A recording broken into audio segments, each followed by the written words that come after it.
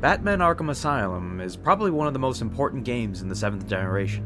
While its sequels definitely improved in many aspects, the original Arkham Asylum is easily one of the most faithful adaptations of Batman and his world ever made. For the most part. Instead of a cool mind game, a thematically appropriate finale, or just some plain old classic chase and beatdown, Rocksteady chose to do this to Batman's greatest enemy. Turn him into a big, hulking mass of character assassination that doesn't even put up a fight. Why bother turning him into a steroid-filled behemoth when he barely uses those extremely slow claws at any point? Now, I'm no game developer, and I don't want to say I'd ever do a better job than Rocksteady ever did, but let's be real here. It's kinda hard not to improve on this fight.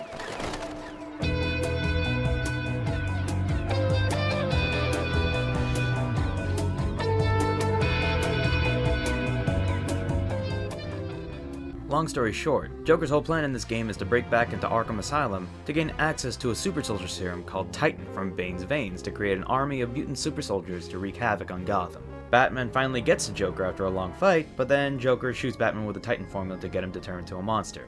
Batman refuses to transform because of sheer willpower. So in response, Joker decides to shoot himself with the toxin.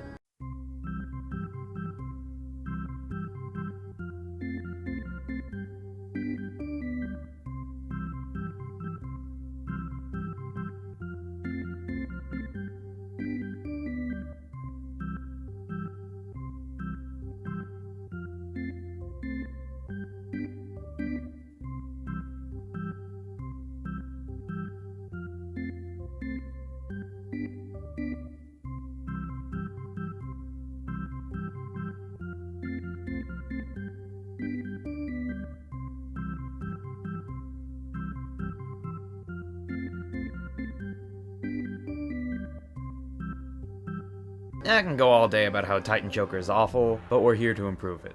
Throughout the game, Batman encounters Scarecrow, whose main fear toxin gimmick makes Batman hallucinate things that aren't actually there, leading to some really cool nightmarish visuals and trippy fourth wall breaks. Batman also encounters Poison Ivy, who's well known for mind controlling people with toxic pheromones. Not to mention Bane, who Joker gets the Titan formula from to begin with.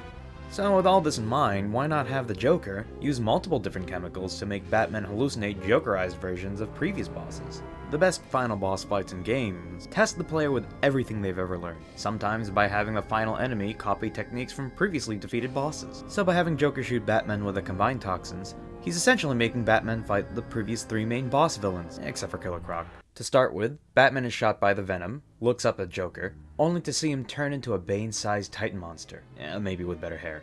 Unlike the final product, Titan Joker fights a lot more like Bane. Then Bane was pretty easy to dodge, and he was accompanied by a bunch of dumb thugs. So let's make it harder by having Joker be a lot faster than Bane was. Thematically, we could also have some extra lines from Joker that symbolically shows how much he wants to break Batman, much like how Bane himself does. Batman begins to understand he's hallucinating as soon as he sees Joker's neck hideously pop and extend, with the arena around Batman caving in beneath the monstrously sized clown as he transforms from the Titan form into a gigantic, freakish Jack-in-the-Box, which fights extremely similarly to Poison Ivy's plant monster, since Poison Ivy often tries to use lust as a weapon to try to lure Batman. We could go for the creepy subtext about how much Joker loves Batman. Batman, darling. With the Ivy Joker boss defeated, the arena around Batman crumbles even more into a chaotic landscape, just like the Scarecrow hallucinations. Joker stops kidding around with the strange transformations and returns to his normal look, only he's several meters tall and can squish Batman with one strike. Unlike Scarecrow, Joker's eyes move manically, his gaze shifting from one area to the next very quickly and erratically, arguably making him scarier than Scarecrow ever was. The Joker will wax philosophical during this fight, wondering if he's the villain that Batman fears the most. Oh no, your old eyes do not deceive you, Brucey. After all, who know me better than you?